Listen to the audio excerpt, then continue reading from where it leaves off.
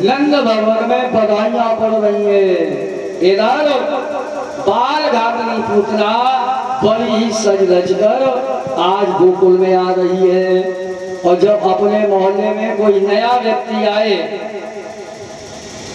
कोई नया व्यक्ति, तो सब लोग आपस में बातें करते हैं कि कौन आ रहा है, इन्हें ये कौन से रिश्तेदार हैं, इनको कभी पहले देखा नहीं है। आपस में बातें कर रही है। तब तक एक वालिद कहने लगी, बहन हमें यह मालूम पड़ता है अपने बाबा नंद राय जो है उनके यहाँ दो छोरा हुए हैं। हो सकता हो कोई रानी मैया यशोदा को बधाइयां देने जा रही हो। तब तक दूसरी कहने लगी, बहन हमें तो यह मालूम पड़ता है ये साक्षात लक्ष्मी है जो लाला का दर्शन करने को जा रही है। इतनी सुंदर ब्रजवनिकाएं बातें कर रही है। तब तक वह नंद भवन में प्रवेश कर जाती है। किसी ने यह नहीं पूछा कौन हो, कहाँ जा रही हो। नंद भवन में प्रवेश जब किया है तो देखा चारों तरफ चहल पहल मची हुई है। चारों तरफ चहल पहल, बधाइयां पड़ रही है। कल पड़ी थी, हाँ वैसे ही बधाइयां पड़ रही है। अब पूतना देख रही है कि लाला कहाँ है, लाला को खोज रही है। देखा एक जगह मैया यशोदा अपने लाला को गोद में लिए हैं। बाल घातनी पूतना कहाँ पहुंची, कहाँ पहुंची, मैया यशोदा के पास। कहा अरे बहन हमें तो लाला आज तक कभी हुआ ही नहीं, और जब मैं ये सुनती हूँ कि फलाने क्या लाला हुआ है तो मैं खिलाने पहुंच जाती हूँ। बहन अगर हो सके तो आप अपना छोरा हमें दे दो, मैं भी खिला लूं। मैया यशोदा कहने लगी, बहन ये भी तो तेरा है। और मैया यशोदा पूतना को अपना छोरा पकड़ा देती है। जो छोरा दिया और मैया यशोदा अपने गृह डालने में लग गई। जिसके यहाँ कोई कार्यक्रम हो उसके लिए बहुत काम होते हैं। मैया यशोदा अपने और कार्य में लग गए। बाल घातनी पूतना अब अवसर ढूंढ रही है कि अपना विष लगा हुआ स्तन लाला के मुख में कब रखे। मौका मिला और मौका मिलते ही उस पूतना ने विष लगा हुआ स्तन लाला के मुख में रख दिया। और जो मुख में स्तन रखा है भगवान ने तुरंत आंखें बंद कर ली। जब भगवान ने आंखें बंद की हैं तो संतों ने अपना अपना भाव बताया है। एक संत कहते हैं भगवान ने विचार किया ये बालकों की हत्यारिन है, बालकों की हत्या करती रहती है। और ऐसी पापनी पूतना का मुख नहीं देखना चाहिए, इसलिए भगवान ने आंखें मुंह बंद की है।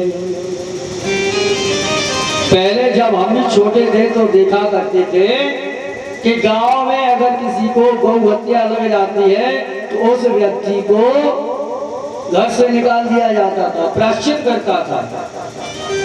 गांव 5-7 गांव भिक्षा मांगता था और गांव के बाहर बैठकर चादरा ओढ़कर रोया करता था। ऐसा था पहले, अब तो बंद है। और गाय की पूंछ बांधी अपने चादरा में उसको बांध ली, क्योंकि हकदारे ने कहा मुझ नहीं देखना चाहिए, भगवान ने आंखें बंद कर ली। एक संत कहते हैं भगवान ने विचार किया ये जन्म की पापिन है, अतः ऐसे पापी को मेरा दर्शन सुगमता से प्राप्त नहीं होता है, तो भगवान उसका कोई पुण्य देखना चाहते हैं, इसलिए भगवान ने आंखें बंद कर ली। एक संत ने बहुत अच्छा भाव दिया है कि भगवान ने विचार किया, परीक्षित महाराज कि गांव के नाते ये मेरी मौसी है, मथुरा की है, मौसी है। हाँ, और एक मौसी ऐसी मिली थी जिन्होंने केवल कितना दिया था, 14 वर्ष का वनवास। और ये मौसी ऐसी आई है जो जीवन का अंत करने आई है, इसलिए भगवान ने आंखें बंद की है। एक संत भाव बताते हैं भगवान ने विचार किया कि विष कौन पीता है, भोलेनाथ। तो भगवान ने आंखें बंद की और भोलेनाथ को याद करते हैं, भगवान आप विष का पान करते हैं, आप विष पिए और जो दूध बच जाएगा उसको हम ग्रहण करेंगे। तो भगवान भोलेनाथ के लिए आंखें बंद की है। एक संत ने और भाव दिया है कि भगवान ने आंखें बंद की और क्या देखा, ये कौन है पुतना, राजा बल की बेटी रत्नमाला। जब भगवान 52 रूप धरकर राजा बल के यहाँ भिक्षा मांगने को गए थे तो राजा बल की बेटी रत्नमाला वही यज्ञशाला में थी, और भगवान का जब स्वरूप देखा तो विचार किया अगर ऐसा बालक मेरे द्वारा उत्पन्न होता तो मैं गदगद हो जाती, परीक्षित महाराज। और जब भगवान ने 3 पग बसवा के बहाने से राजा बलि का सर्वस्व ले लिया तो उसी क्षण यह भाव आया कि ऐसा बालक अगर मेरे द्वारा होता तो मैं विष देकर इसे मार देती। तो भगवान कहते हैं अभी तो हम तुम्हारी कोई कामना पूरी कर नहीं सकते, और आगे जब आएंगे द्वापर में तो तुम्हारी यह भी कामना पूरी करेंगे। तो ये कौन है पुत्रा, राजा बलि की बेटी रत्नमाला। सुखदेव जी महाराज कहते हैं राजन परीक्षित भगवान दूध पीते हैं, दूध पीते पीते और बाल घातनी पूतना के प्राणों का भी हनन करने लगे। प्राणों का जब हनन करने लगे हैं, उसके प्राण जब खींचने लगे तो पूतना चिल्लाती है, अरे बहन यशोदा, ओ यशोदा कहाँ नहीं हो, देख मेरे तो प्राण निकले जा रहे हैं, इसे मेरी छाती से छुड़ा लो। भगवान विचार करते हैं कि हम पहले किसी जीव को पकड़ते नहीं है, और जब पकड़ते हैं तो उसको छोड़ते नहीं है, और तू छोड़ने की कह रही, कैसे छोड़ दे। भगवान उसके प्राणों का हरण करने लगे, चिल्लाई आहे भर भर कर, बह चला खून आराती से, ओ जसोदा अपने लाला को अब छुटा हमारे छाती से।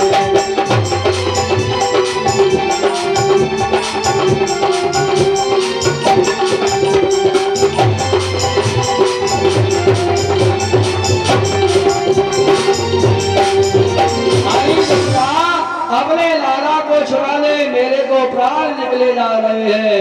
नंद भवन में इतना चहल पहल है, किसी ने उसकी आवाज नहीं सुनी। जब आवाज नहीं सुनी तो लाला को लेकर घर से बाहर निकल देती है। जो घर से बाहर निकली तो वह कपटी पुतला अपने असली स्वरूप में आ जाती है, राक्षसी बन जाती है। और जब भगवान दूध पीते पीते उसके प्राणों का जब हनन करते हैं तो पृथ्वी पर धड़ाम से गिरी। जो आवाज हुई, मैया यशोदा ने आवाज सुनी, देखा मेरा लाला कहाँ है।